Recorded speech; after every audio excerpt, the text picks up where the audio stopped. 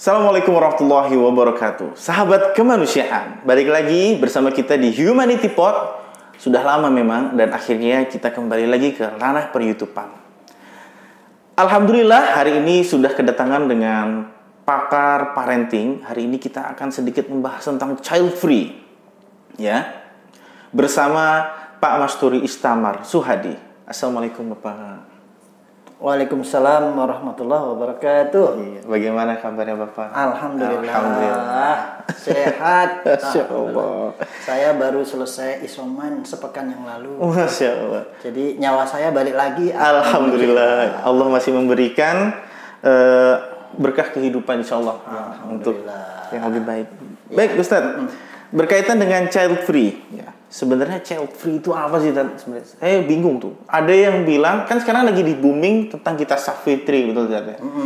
Nah, child free itu istilahnya katanya tidak ingin mempunyai anak dalam pernikahan. Itu sebenarnya kayak gimana sih, secara gamblangnya gitu?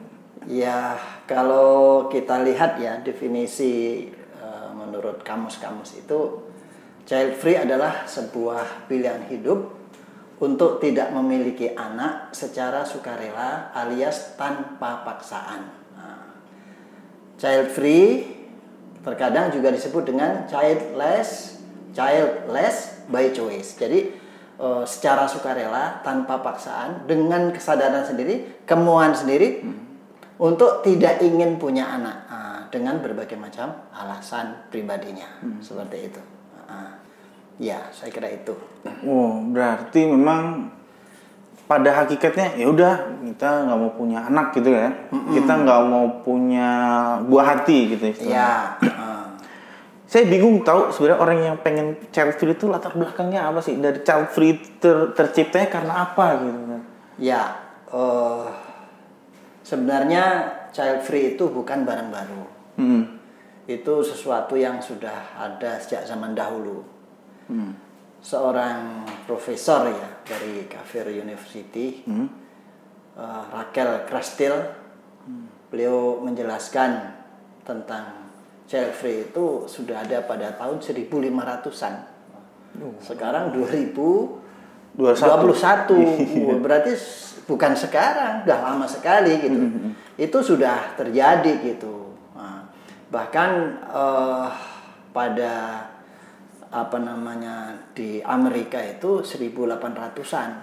Tentu saja Amerika adalah pengembangan dari bangsa Eropa tentu saja ya. Sehingga ini bukan masalah baru, tapi sudah berabad-abad yang lalu. Hanya saja memang itu di Indonesia itu ya sekarang lagi booming, kemudian menjadi style gitu ya, karena alasan-alasan tertentu tadi yang sebenarnya bukan barang baru. Kalau di Eropa, di dunia Barat itu sudah lama berjalan itu. Saya kira itu yang ini kan sejarahnya bukan sejarah baru sekarang ini saja, enggak, tapi sudah lama. Jauh ya. Bahkan sebelum perang dunia pertama pun ya itu udah jauh, 1500-an udah lama sekali begitu, udah berapa abad begitu. Berarti memang hasil budaya dari barat ya. Betul. Perkembangan dari budaya sosial barat yang berkembang, begitu. Waduh, berarti memang membingungkan sekali sebenarnya kalau kita masuk ke Indonesia. Sedangkan udah lama gitu di Indonesia itu identik dengan banyak anak, banyak rezeki gitu kan. Ya. Terus tapi apa yang menjadikan kita itu sebagai manusia harus mempunyai anak sih sebenarnya? Dan kenapa child free itu jadi salah satu pilihan dari mereka gitu? Ya, untuk berbicara tentang child free ini dan tentang masalah berikutnya nanti akan bicara tanggung jawab ya.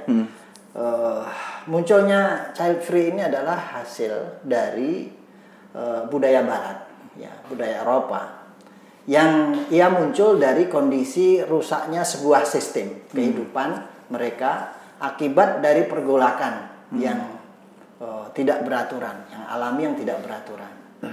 Pergolakan antara agama dan negara, pergolakan antara agama dengan agama, pergolakan antara agama dan sosial, itu mengakibatkan itu, sehingga pandangan Barat itu menjadi seperti yang kita lihat. Bahkan dulu ya, kalau kita tengok dari sejarahnya, tentang masalah wanita ya di pandangan Barat itu sendiri, itu perempuan itu dulu diperdebatkan.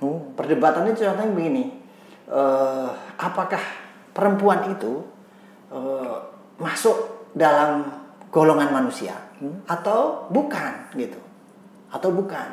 Nah, ada yang mereka berpendapat bahwasanya perempuan itu setengah manusia, dan bukan sepenuhnya sebagai manusia. Nah, kemudian ada yang menanyakan lagi, apakah kalau mereka itu manusia, perempuan itu manusia, apakah dia sesempurna laki-laki atau ada banyak kekurangan kayak gitu.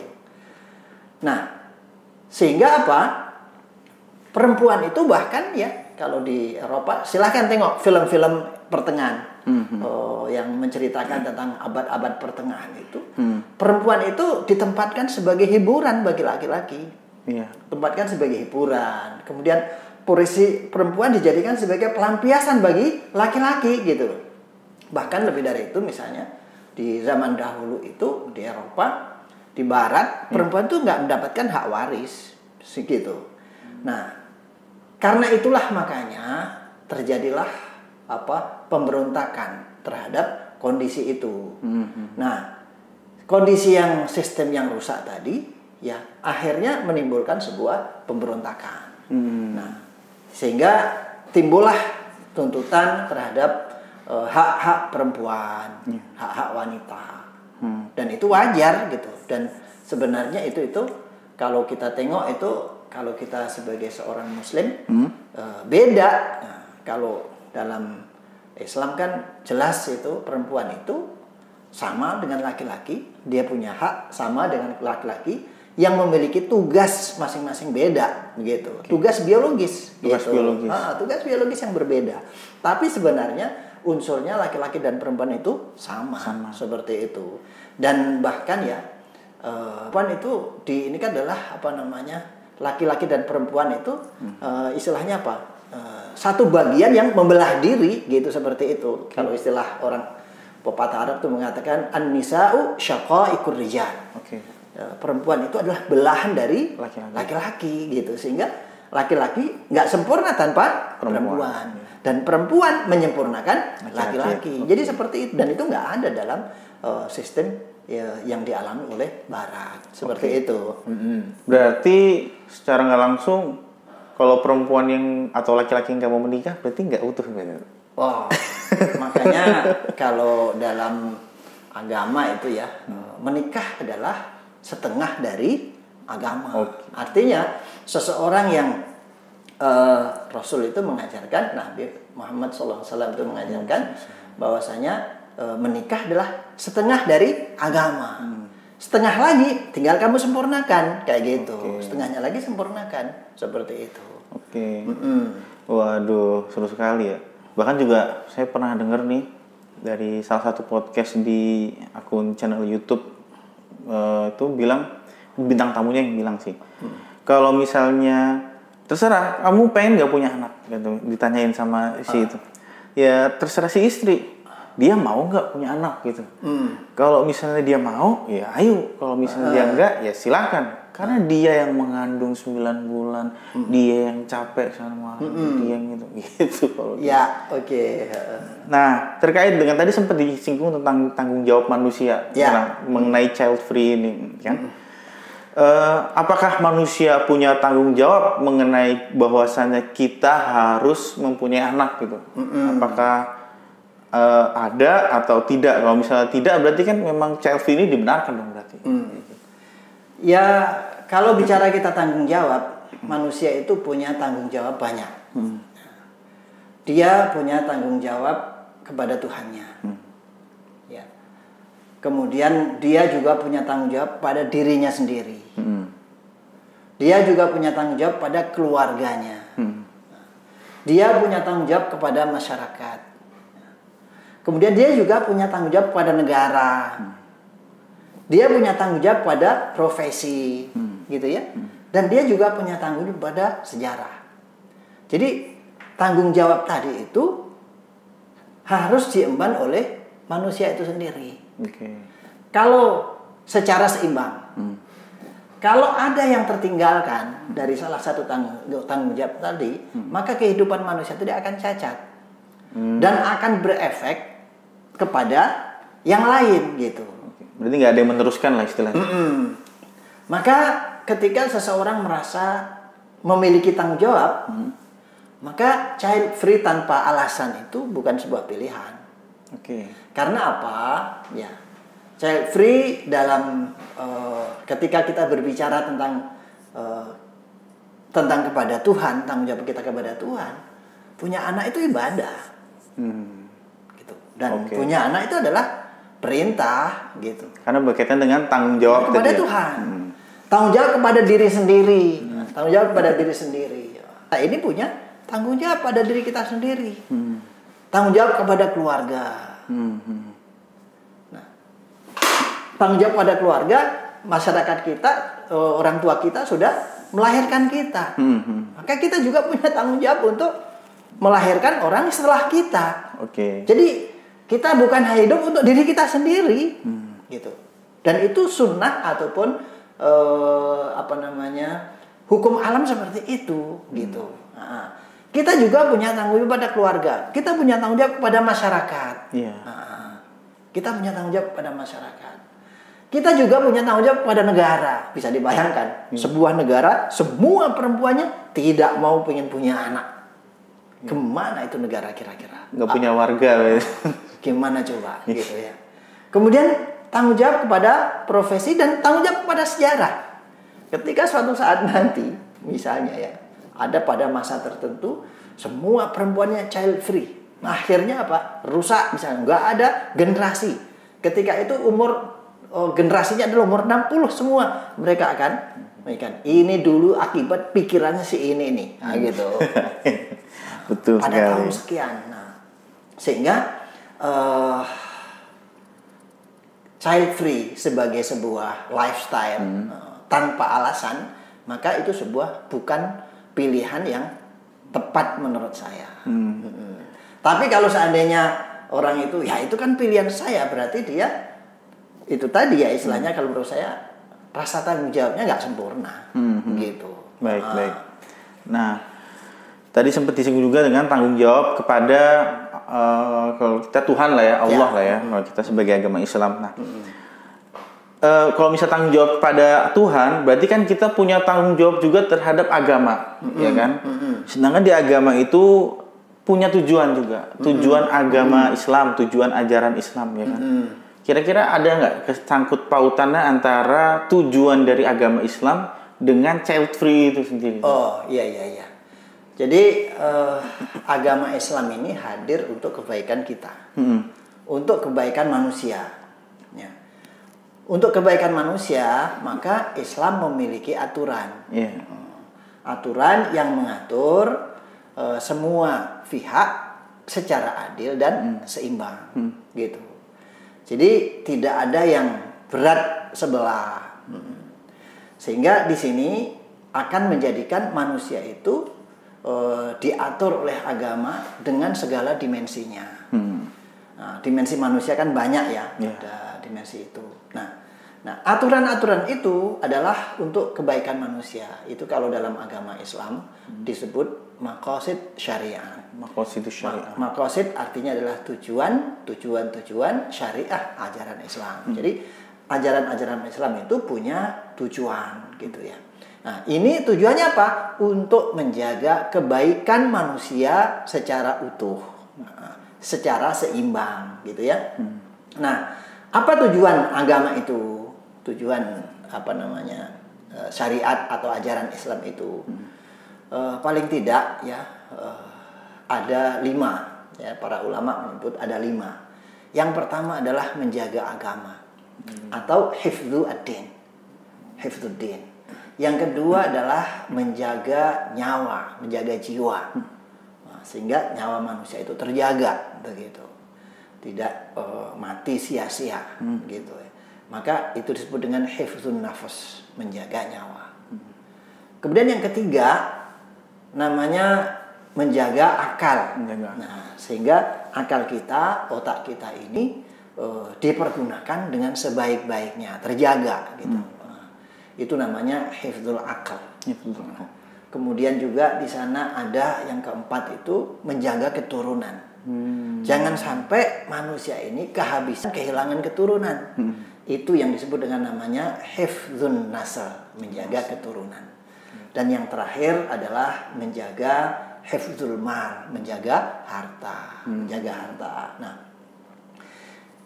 tujuan daripada ajaran Islam itu tadi ini terkandung dalam perintah dan larangannya. Nah, ada perintah, ada larangan dan seterusnya, itu tujuan besarnya itu untuk menjaga 5 hal ini, begitu. Nah, child free itu berkaitan dengan tujuan Islam yang keempat, yaitu apa? Menjaga keturunan. Nah, dan dalam agama ya ini dibingkai dalam aturan perkawinan, sehingga ya hubungan seksual dalam Islam itu bukan sekedar pelampiasan nafsu birahi. Dan karena memang manusia itu secara biologis harus disalurkan. Iya, oke. Islam setuju itu. Karena dorongan biologis itu ya itu tidak bisa dihilangkan. Tidak bisa dihilangkan. Kemudian dia tidak bisa dialihkan. Nah, dia juga tidak bisa ditunda. Tidak bisa ditunda. Dorongan biologis tadi termasuk dorongan seksual, gitu ya. Itu hanya bisa diatur. Nah, itulah Islam mengatur. Nah, mengaturnya dalam bentuk apa? Diatur dalam bingkai pernikahan. Sehingga dalam agama Islam itu atau dalam agama kita, pelampiasan seksual itu harus dilaksanakan secara bersih. Secara bersih ini. Kemudian harus dilaksanakan secara sehat. Secara sehat gitu. Dan yang terakhir dilaksanakan secara bertanggung jawab. Yang itu hanya bisa terjadi kalau dibingkai dalam bentuk pernikahan gitu. Sehingga dengan itu juga maka akan terjadilah nanti kelanjutan keturunan manusia dari generasi ke generasi. Karena apa? Dilahirkan oleh seorang ibu. Ya. Setelah hubungan seksual suami dan istri, perempuannya kemungkinan besar hamil kan begitu. Nah, karena hamil ini ya, maka ibu bertanggung jawab untuk menjaga janinnya jangan sampai terganggu, jangan sampai sakit, jangan sampai kelahirannya. Dalam waktu yang sama juga sang suami, sang bapak, sang laki-laki bertanggung jawab untuk bagaimana menafkahi ibunya tadi. Nah, memberikan nafkah, memberikan bertanggung jawab terhadap semua kebutuhan yang dibutuhkan oleh ibunya dan oleh anaknya tadi. Sehingga dalam hal ini ketika child free itu tanpa alasan, maka jelas itu merusak ajaran Islam. Kalau child free itu hanya menjadi style gitu ya, style ya keinginan pribadi ini kan tanpa alasan, pokoknya saya suka aja kayak gitu.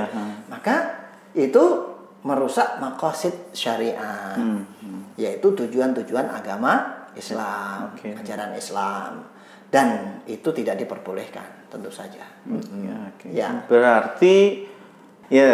Berarti sebenarnya pertanyaan yang paling pentingnya tuh dari penjelasan tadi, boleh nggak sih sebenarnya child free itu dalam Islam? Nah ini dia. Itu sebenarnya yang salah satu menjadi sesuatu yang harus diselesaikan itu. Nah, tapi saat ini saya tidak akan menjawab itu. Apa itu? Jawabannya sederhana, tergantung. Child free boleh nggak sih? Tergantung. Tergantung ya. Tidak boleh karena alasan tertentu. Ya. Boleh dengan alasan tertentu. Jadi tergantung. kayaknya tidak cukup deh kita obrolkan sekarang. Ini mungkin perlu pembahasan waktu yang khusus. Mungkin kita akan ngobrolkan dalam kesempatan yang lain. Baik, Ustaz. Ya. Berarti teman-teman sekalian, sahabat-sahabat kemanusiaan, mungkin nanti akan ada lagi tentang bahasan tentang jawaban tergantungnya itu. Iya, jadi tergantungnya itu kita masih tanda tanya besar nih. Apa gitu? Apa? Baik, Ustaz. Nah, yang membumingkan child free sampai sekarang akhirnya kita bahas itu kan adalah influencer Gita Savitri Iya, saya sudah melihat YouTube-nya. Iya, YouTube-nya banyak, program di TV juga, bahkan jadi presenter yang luar biasa ya. Iya. Jadi sikap Bapak sebagai kita bahas pada pembahasan kali ini apa gitu? Komentar saya terhadap Gita Savitri. Betul ya, komentarnya. Kalau saya melihat sebenarnya Gita Savitri itu beliau tinggal di Barat, tinggal di Jerman dengan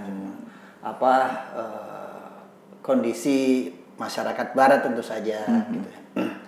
Saya melihat Gita Savitri itu masih saat ini masih dalam pengembaraan intelektual dan dalam pengembaraan spiritual.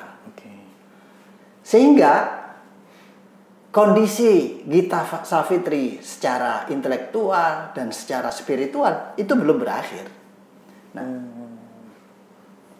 sekarang ini dia memilih style child free. Ya kan? Yeah. Lifestyle-nya child free saat ini. Saya yakin ini bukan pilihan dia sebelumnya. Saya tidak yakin sebelumnya sudah pokoknya nanti saya akan enggak. Itu tentu saja ada masanya. Nah, dia bukan sekarang, itu bukan hanya sekarang itu memilih child free menjadi lifestyle saya. Itu enggak mungkin. Nah, kemudian setelah itu dengan alasan-alasan tertentu, pengembaraan intelektual, pengembaraan spiritual gitu ya, yang dia alami dan seterusnya. Maka saat ini child free menjadi pilihan lifestyle dia. Pilihan yang sekarang ini. Dan itu tentu saja belum berakhir. Maka kita tidak tahu juga pilihan akan datang. Pilihan datang dia seperti apa? Karena itu tadi, pengembaraan spiritual, pengembaraan intelektualnya belum selesai. Apalagi ya sebenarnya saat ini sekarang masih dalam proses. Dia masih muda, cantik. Kemudian kita nggak tahu lagi nanti setelah itu. Masih dalam pengembaraan. Istilahnya kematangan menuju kematangan intelektual, menuju kematangan spiritual belum selesai. Dia masih berproses gitu ya. Sehingga kita belum tahu di mana pengembaraan intelektual dia dan pengembaraan spiritual dia akan selesai. Dan kalau istilah kapal itu kita tidak tahu kapan akan berlabuh dan di mana dia akan berlabuh. Cuma saya berharap berharap untuk saudariku Gita Savitri tadi itu, semoga akhir pengembaraannya baik. Amin. Baik untuk dirinya, baik untuk keluarganya, baik untuk masyarakatnya, baik untuk negaranya, dan baik untuk agamanya. Amin. Saya kira itu. Ya, cuma sebagai penutup ya, mungkin ini untuk menutup pertemuan kita kali ini sekaligus, saya menghimbau kepada generasi muda ya, generasi muda saat ini, kalau mengambil sikap jangan sekedar ikut-ikutan. Nah, karena kadang-kadang anak-anak muda itu hanya ikut-ikutan, apalagi lifestyle itu ikut-ikutan gitu. Tapi harus dengan penuh pertimbangan dan penuh pemikiran, harus logis begitu. Jadi jangan sampai menyesal. Karena contohnya sekarang ini, saya kagum dengan Gita Savitri. Gita Savitri milih lifestyle, saya juga milih lifestyle child free juga gitu. Wah, padahal proses yang ini kan seperti saya bilang tadi itu Gita Savitri itu belum selesai.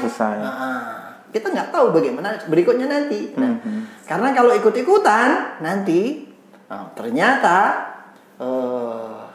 bagaimana dia akan terjadi penyesalan. Dan ingat ya, penyesalan itu selalu di belakang. Kalau di depan pendaftaran. Iya, betul sekali. Kalau di depan itu pendaftaran. Belum tahu. Begitu di akhir. Nah, penyesalan. Makanya dalam hal ini ya berpikir logis, direnungkan dan seterusnya. Jadi bukan hanya sekedar ikut-ikutan. Saya kira itu yang menjadi ini kan obrolan kita ya. Semoga menjadi pelajaran lah. Amin.